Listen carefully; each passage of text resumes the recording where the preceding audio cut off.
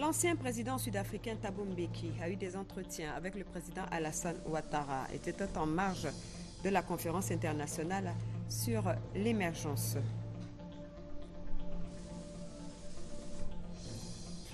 Le ministre d'État, ministre de l'Intérieur et de la Sécurité, Ahmed Bakayoko, a co-animé un panel sur la sécurité et la paix préalable à une émergence.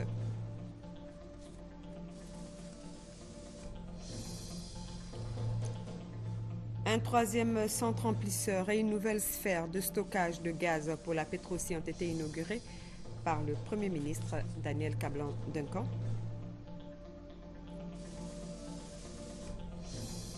Et puis le pont de Jacquesville sera inauguré samedi par le chef de l'État, le président Alassane Ouattara. Ce pont va mettre fin à un demi-siècle d'enclavement.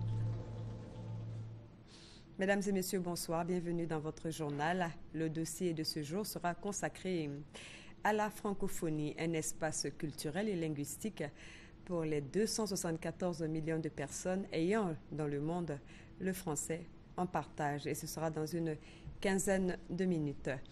Présent dans le cadre de la conférence internationale sur l'émergence en Afrique, l'ancien président sud-africain Thabo Mbeki a été reçu par le président Alassane Ouattara au palais présidentiel. Les deux personnalités ont fait le point de la situation sociopolitique du pays à Ouattoré. Présent à Abidjan dans le cadre de la conférence internationale sur l'émergence de l'Afrique, l'ancien président sud-africain Thabo Mbeki est venu saluer le président de la République Alassane Ouattara et lui dit merci pour l'organisation de cette importante réunion sur l'émergence de l'Afrique. L'occasion aussi d'échanger sur l'évolution de la situation en Côte d'Ivoire. Je suis heureux de voir que depuis les dernières élections, la situation a bien évolué. Je suis particulièrement heureux d'entendre aujourd'hui que des élections se préparent et que ces élections sont ouvertes à toutes les parties. J'estime que chacun, les leaders politiques, doivent prendre part à cette élection parce qu'une élection, ce n'est pas la guerre. Ce n'est pas une situation où quand on a perdu, on a tout perdu. C'est pour cela que je continuerai de rester en contact avec les uns et les autres afin d'apporter ma contribution. La paix en Côte d'Ivoire, des élections paisibles en Côte d'Ivoire, eh bien c'est tout le monde qui en bénéficie. Et en Afrique, nous devons être capables d'organiser les élections dans un contexte de paix et de sécurité pour tous, et c'est ce que je souhaite pour la Côte d'Ivoire, et j'appelle donc à la participation de tous les partis politiques aux prochaines élections. Le président de la République s'est dit heureux d'accueillir le président Thabo Mbeki qui a joué un rôle important dans la résolution de la crise ivoirienne. Monsieur le Président, je voulais vous dire à quel point nous sommes heureux de vous accueillir au Palais de la Présidence de Côte d'Ivoire et vous remercier pour la contribution importante que vous avez apportée à notre pays pour le processus électoral. Nous avons en souvenir les différentes rencontres avec vous à Pretoria à l'occasion des discussions qui ont pu amener la Côte d'Ivoire à s'engager dans un processus électoral et aussi un processus de paix. Vous avez transféré ce dossier au président Blaise Compaoré et ceci a permis d'aller à l'accord de Ouagadougou qui a abouti donc à des élections démocratiques dans mon pays. Je voudrais donc vous remercier pour la contribution que vous nous avez apportée.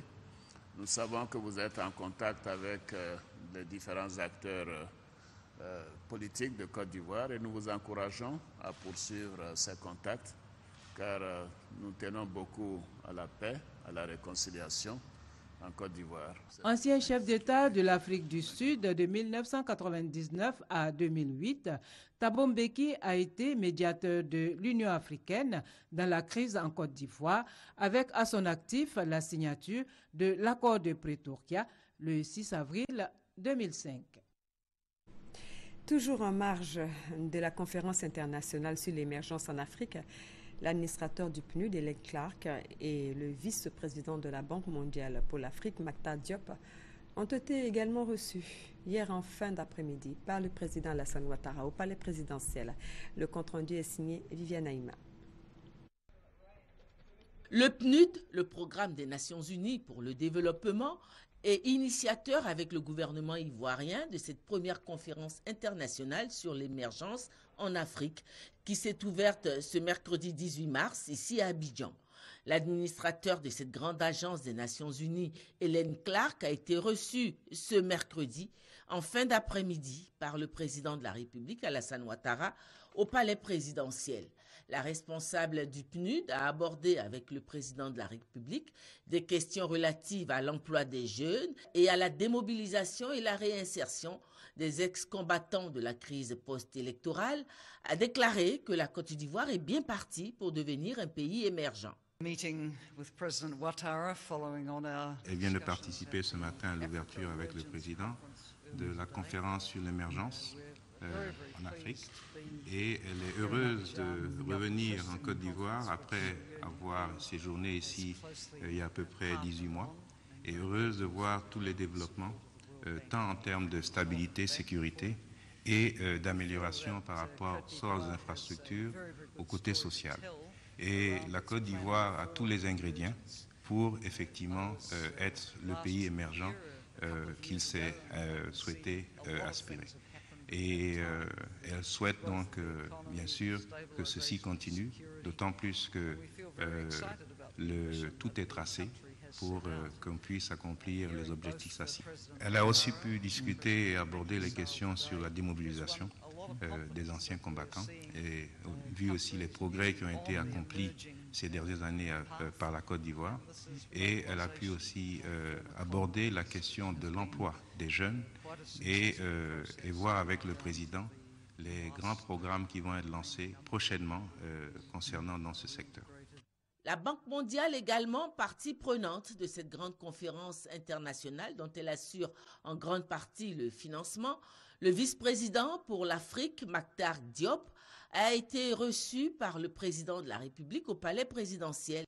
Au menu des échanges, le programme de la Banque mondiale pour la Côte d'Ivoire, caractérisé par des décaissements de plus en plus importants opérés dans le cadre du LIDA, le guichet de la Banque mondiale destiné au financement des pays à revenus intermédiaires, en faveur de la Côte d'Ivoire. Un signe que la Côte d'Ivoire inspire à nouveau confiance. Nous allons présenter jeudi prochain un financement de 50 millions de dollars pour le programme Emploi Jeune, qui est à sa deuxième phase, qui est un programme qui, je crois, a eu un impact important.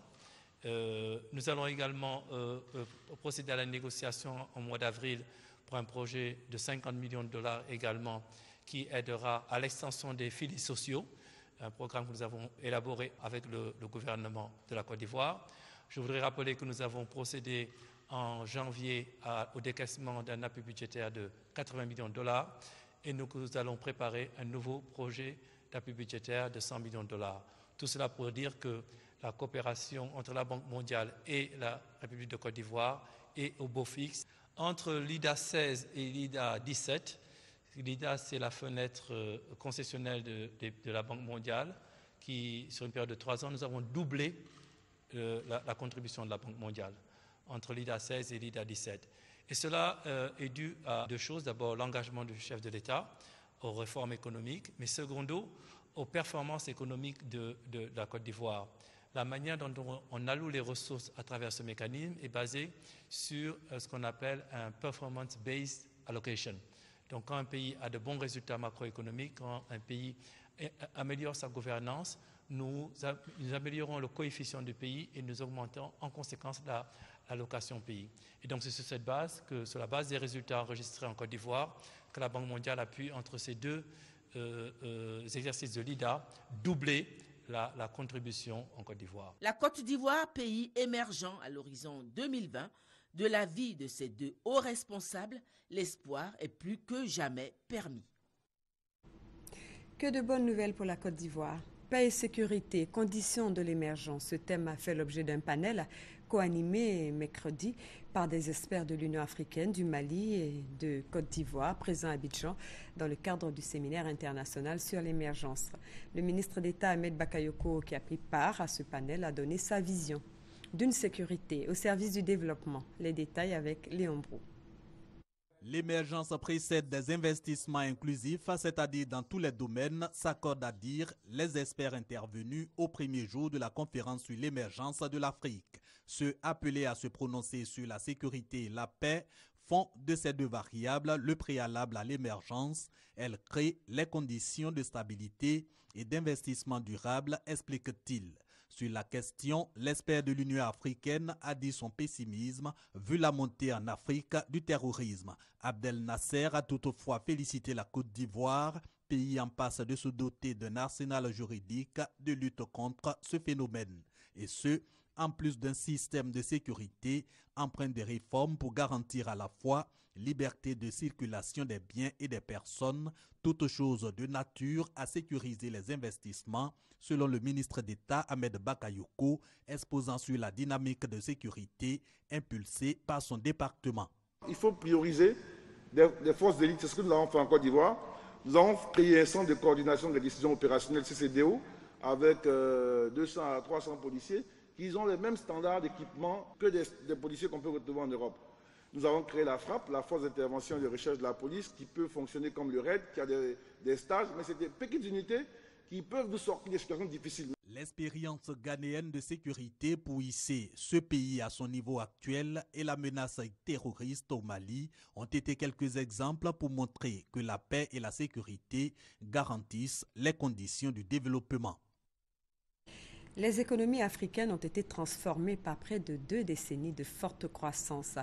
Mais les évolutions structurelles n'ont pas été au rendez-vous. Dans le cadre donc de la conférence sur l'émergence pour l'Afrique, Punam Chuan Paul, économiste principal à la Banque mondiale, propose une transformation en profondeur des économies par une diversification des pôles de croissance, avec en première ligne l'industrialisation du continent. Lassine Bakayoko pour les détails. Augmenter la productivité agricole, encourager la diversification des activités formelles dans les zones rurales et surtout mettre en place un tissu industriel compétitif. Voilà les recettes de Punam Chuan Paul, économiste principal à la Banque mondiale, pour obtenir des transformations structurelles susceptibles de réduire la pauvreté. En analysant les dynamiques de pauvreté en Afrique, l'invité de la conférence internationale pour l'émergence de l'Afrique constate que la région s'industrialise peu, passant à côté d'un facteur essentiel de croissance inclusive et d'emploi. Un avis partagé par le président du Conseil économique, social et environnemental de l'Algérie, pour qui la majorité des emplois restent agricoles, même si les services progressent fortement à l'inverse du secteur manufacturier. Si vous n'êtes pas en mesure de dégager les facteurs de compétitivité, de concurrence, de diversifier votre économie et puis de l'installer sur une ligne de signe remarquable qui permet effectivement de prétendre que l'Afrique va aller vers l'émergence, ça veut dire qu'on est dans une logomachie de type politico-politicienne. Alors il faut être extrêmement attentif à ces nécessités, à ces impératifs.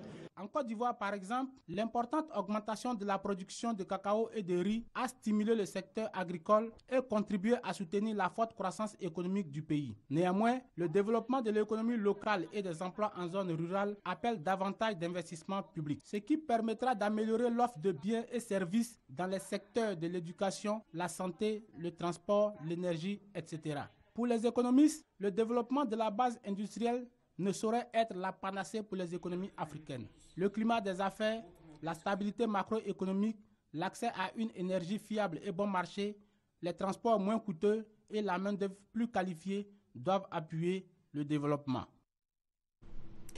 Je vous l'annonçais dans les titres, un troisième centre amplisseur et une nouvelle sphère de stockage de gaz pour la Petroci. Ces ouvrages ont été inaugurés ce matin par le chef du gouvernement. Ces nouvelles installations accroissent la capacité de stockage de gaz butane. Elles passent à 16 000 mètres cubes avec une production journalière d'environ 300 tonnes de gaz butane. Cet investissement de 30 milliards de francs CFA vise à assurer une autosuffisance en gaz butane et à réduire les charges des ménages. Les précisions de Kwasi Mamadou. Une nouvelle sphère de stockage de 8000 m3 et un troisième centre amplisseur pouvant conditionner 1 million de bouteilles de gaz butane en un mois. Ce sont les nouvelles réalisations effectuées par l'État de Côte d'Ivoire à travers la société Petrosi en vue de rompre avec les récurrentes pénuries de gaz. Le coût de ces investissements, 30 milliards de francs CFA, un investissement qui permet d'accroître la production avec une moyenne de consommation de 200 000 tonnes de gaz butane pour cette année 2015. Désormais, la Petrosi a une capacité de stockage de 12 600 m3. Ce nouveau centre amplisseur et cette sphère de stockage se distinguent par les technologies auxquelles on a eu recours pour leur construction et qui sont parmi les plus avancées en matière de sécurité et de productivité. À la cérémonie d'inauguration de ces installations, le ministre de l'Énergie et du Pétrole soutient que les investissements visent à réduire le coût du gaz butane et à uniformiser les prix du gaz sur l'ensemble du territoire national, le tout pour le bien-être des Ivoiriens. Cet acte vient consolider la décision du chef de l'État d'uniformiser les prix du gaz sur toute l'étendue du territoire national, réparant ainsi une injustice sociale criable qui faisait payer le butane dans les régions du Nord, du Centre et de l'Est 2 à 3 fois plus cher qu'à Abidjan. Le Premier ministre, Daniel Kablon-Duncan, affirme que ces investissements ne se limiteront pas à Abidjan. Il annonce l'ouverture prochaine des centres amplisseurs à Boaké et à San Pedro, toute chose qui va couvrir les besoins des populations. Le gouvernement soutient votre politique de butanisation qui vise à fournir du gaz à bon prix aux ménages vivant en Côte d'Ivoire. Cet ouvrage, au-delà du confort qu'il apporte au grand public, en minimisant les risques de pénurie de gaz, concourt à la consolidation des efforts en vue de redynamiser notre économie ainsi qu'à la protection de l'environnement et la forêt ivoirienne.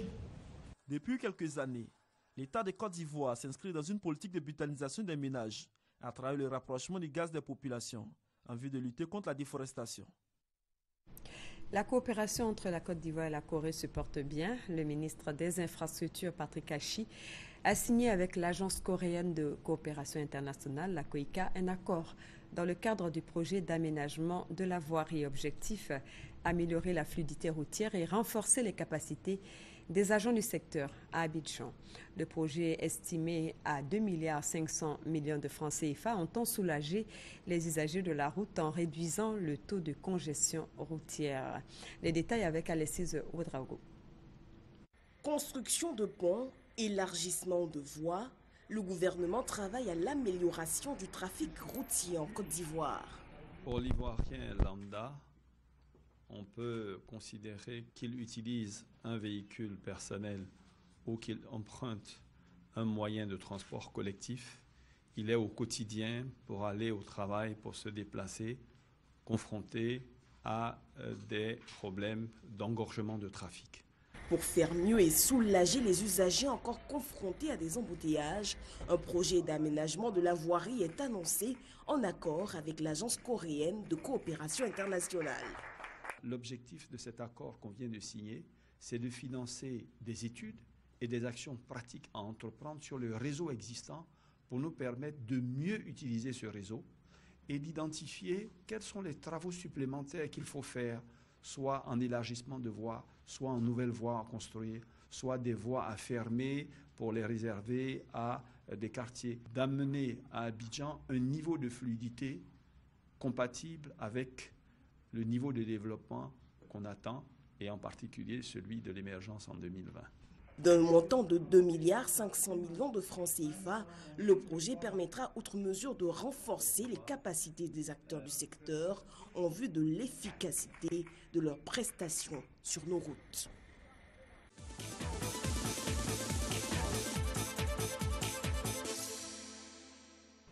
Jacquesville, désormais rattaché à Abidjan grâce au pont qui sera inauguré samedi par le président de la République. Le département a accusé beaucoup de retard du fait de son enclavement depuis les années 50. Jacquesville est pourtant riche. L'avènement du pont devrait permettre au département de se lancer à nouveau dans la course au développement. Christelle Mena. Le pont du développement. Nous passons de l'enclavement au désenclavement et du désenclavement au développement. Si le maire de Jacquesville s'exprime ainsi, c'est qu'il réalise déjà ce que le pont enfin construit apportera à sa commune. Cette presqu'île de 3205 km² est désormais mieux accessible, fini les contraintes de transport avec le bac. Joachim Begré et ses 56 308 administrés peuvent à nouveau envisager sereinement les perspectives de développement économique de ce département qui repose depuis toujours sur les plantations de coco, le tourisme et la pêche.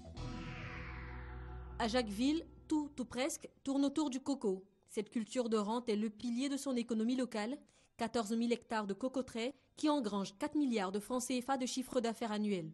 Selon les spécialistes, le département pourrait en espérer 5 fois plus avec le pont et une approche plus intégrée de la filière. Car rien ne se perd dans le coco, copra, coque et bourre, tout se transforme et s'exporte, surtout l'huile de copra. C'est ce que produit l'usine de la Sicor installée dans les années 80. L'usine revient cette année après avoir délocalisé en 2004. Ça va redémarrer avec l'arrivée du pont, ça ira. Le camion arrivera, paiera le péage s'il y a un péage à payer et il mettra peut-être 30 minutes pour venir jusqu'à l'usine. On gagne une demi-matinée de production. C'est énorme.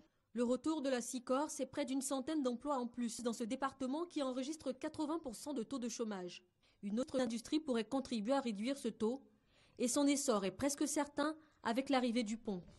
Le tourisme. 150 km de plage, 75 de bords lagunaires et un parc forestier. De solides arguments qui font de Jacquesville une perle touristique qu'exploitent 17 réceptifs hôteliers. Puis vient la pêche, encore au stade artisanal. Mais les ambitions du maire pour son développement sont grandes. Nous sommes en train de nous organiser pour qu'il y ait un grand marché de poissons à Jacquesville et que nous invitions plutôt le reste de la Côte d'Ivoire à se déplacer vers Jacquesville, qui sera pratiquement en dehors du port de pêche d'Abidjan, qui serait la capitale du poisson. Ambition réaliste, Jacquesville est riche de ses eaux, mais aussi de son sous-sol.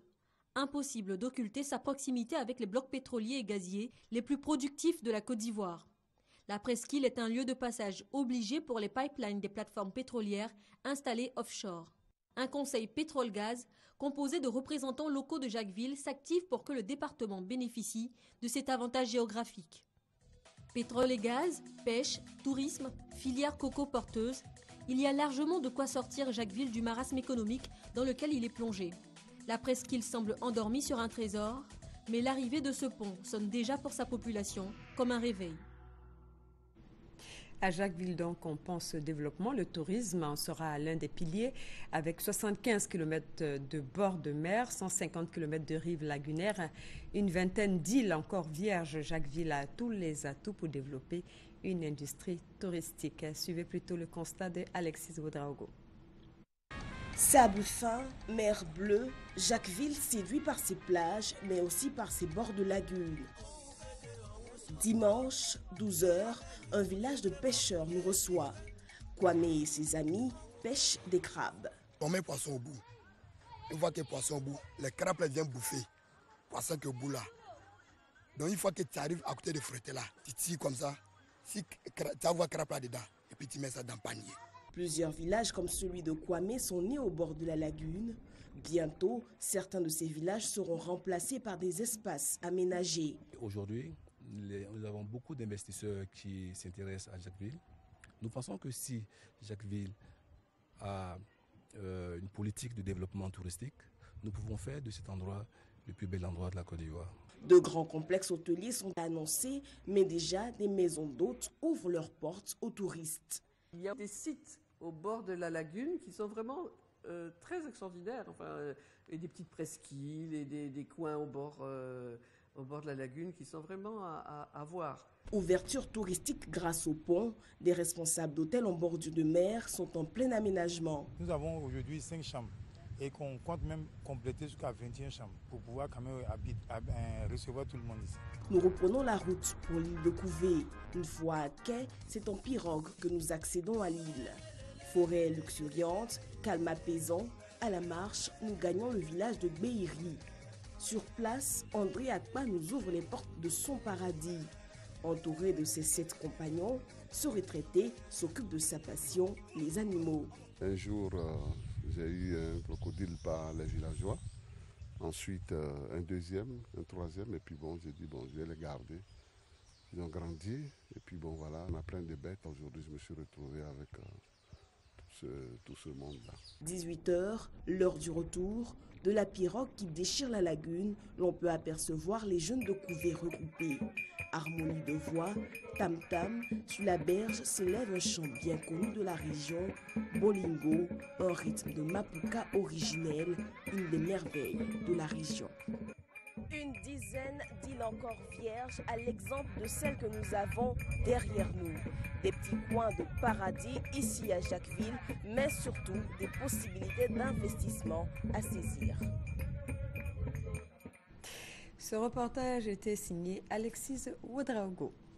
Après le pont Henri-Konan Bédié, le 16 décembre 2014, le président de la République procédera à l'inauguration du pont de Jacquesville le samedi 21 mars 2015 à 11h.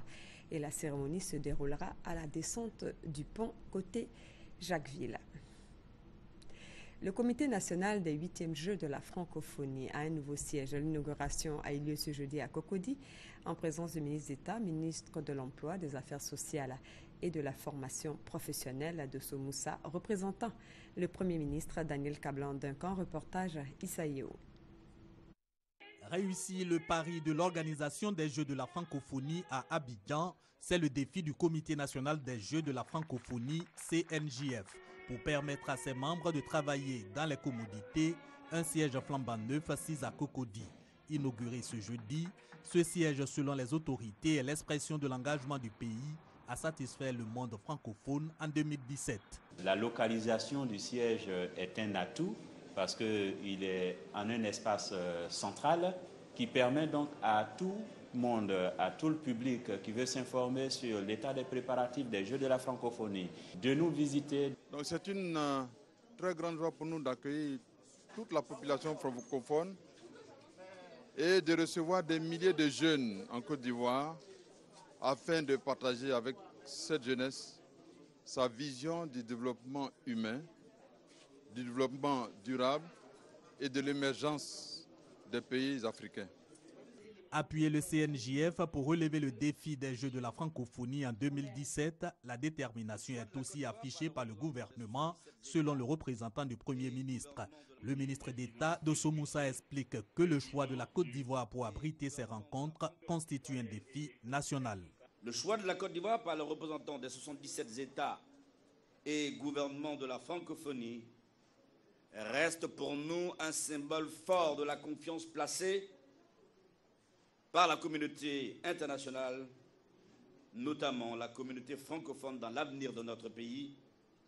Cet édifice permettra donc à la direction du comité national de travailler dans de meilleures conditions et de poursuivre cette noble et exaltante mission. Les 8e Jeux de la francophonie se tiendront à Abidjan du 21 au 30 juillet 2017. Ils sont attendus 4000 jeunes et 500 millions de téléspectateurs.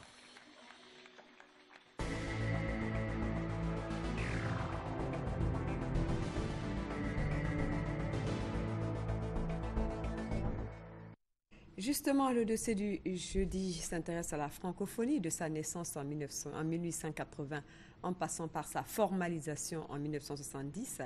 La francophonie renvoie à l'idée d'un espace culturel et linguistique pour les 274 millions de personnes ayant dans le monde le français en partage. Depuis le 15e sommet qui a eu lieu l'année dernière à Dakar, les États membres ont décidé d'ajouter une mission économique. Le dossier du jeudi jette un œil sur cette nouvelle dimension. Franck Wayo. La francophonie, la langue française en partage. Le terme apparaît pour la première fois vers 1880, lorsqu'un géographe français, Onésime Reclus, l'emploie pour désigner l'ensemble des personnes ou des pays parlant le français. L'Observatoire de la langue française, publié en 2014, estime à 274 millions le nombre de personnes parlant le français sur les 5 continents. Un exploit réalisé, à juste titre d'ailleurs, depuis 1970, date de la création de l'Agence de coopération culturelle et technique devenue aujourd'hui Organisation internationale de la francophonie OIF. Les pays francophones peuvent disposer d'un instrument institutionnel fiable pour la promotion de la langue et des relations de coopération entre les 80 États membres ou observateurs. Le partage de la langue, mais aussi des valeurs sociales, et la promotion de l'éducation et la culture. Dans les faits, cependant, les missions de cet outil de coopération sont peu connues. La notion de francophonie n'est pas bien perçue sur le terrain, donc il va falloir qu'on fasse beaucoup plus de campagnes pour sensibiliser les gens sur la notion de francophonie. Voilà, parce que tout le monde ne sait pas ce que c'est que la francophonie en fait. Méconnaissance de la francophonie pour certains qui trouvent le concept éloigné des réalités du moment. La francophonie est en train de sortir des bureaux pour occuper l'espace, pour occuper le terrain, disons-le. Donc ça nous permettra de faire reculer un peu les limites de cette francophonie qui avant était vue comme quelque chose qui appartenait à un groupe bien déterminé. Aujourd'hui, il faut que la francophonie puisse investir le terrain, descendre dans la population pour exprimer ses valeurs et essayer d'apporter, de répondre à certaines questions, aux aspirations des populations. Et pourtant, dans sa charte adoptée en 1997 à Hanoï au Vietnam, les objectifs de la francophonie étaient entre autres l'instauration et le développement de la démocratie, sans oublier le renforcement de la solidarité par des actions de coopération multilatérale pour l'essor de leurs économies. Initialement, la francophonie, c'était la culture, c'était la promotion de la langue française que nous avons en partage. Mais la francophonie, ce sont des hommes et des femmes qui ont des besoins, qui ont une réalité, qui ont une existence. Et la question économique, donc, s'est imposée d'elle-même. Lors du 15e sommet de la francophonie, dont les assises ont eu lieu à Dakar, une stratégie économique a été adoptée. Pourquoi?